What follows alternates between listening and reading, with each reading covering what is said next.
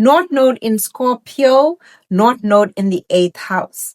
So your soul's destiny is here to let go of control, deepen intimacy, and have trust in the unknown.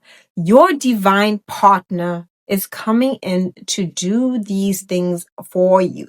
See, your South Node's in Taurus. So this is stability, comfort. It's what I know.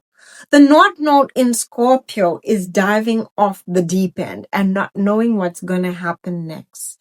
It's embracing the cycles of life, the ending, the releasing, and the letting go, and allowing for something new to be born. So the type of person that you're going to meet is going to be very transformative. Okay? They might trigger some wounds. I'm going to be honest. They might trigger some wounds because Scorpio energy can be very triggering. So at first, they might trigger parts of you that you might not feel comfortable wanting to acknowledge or wanting to see. You might trigger parts of them too. This is Scorpio energy, and it's not playing it safe. It's playing it to win. And to win, we gotta know it all. And we need to know the triggers too. So this being said, it can be that kind of triggering uneasy. They could even give you a feeling of uneasiness, right? They can give you this feeling of this, but they're going to be someone that's transformative. They will be involved in transformation in some way. They are going to be not afraid to talk about what is taboo, right? What everybody else is afraid of talking about, trauma, pain, fears, they're going to bring it to the forefront. They might even be involved in work like this, work that has to do with things that are not really spoken about openly. They're not open matters. Finances, okay? So they might be in finances, death, loss of loved ones. So they might be someone that works in some sort of field that is assisting people when they lose loved ones, right? This can be even someone that literally works at the cemetery or works in, retrieving bodies. Someone who does something like this can even be someone who does psychology as well as sensual work, right? Scorpio energy is related to physical intimacy, where we are naked with someone else, sex, okay? So they can be involved in fields like this. Think sex therapist. Think someone that is involved in work like that. It can also be sensual work, like they literally are involved in sensual work. Those are types of things that are not spoken about openly. This will be someone that is very open with their sensuality.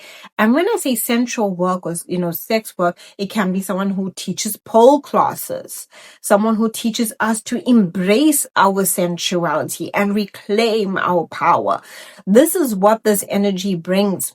So we spoke about finances, we spoke about death, like they could be involved in when people pass in some way. Maybe they even work at a place like a hospice. People are sick and are ready to go to the next round.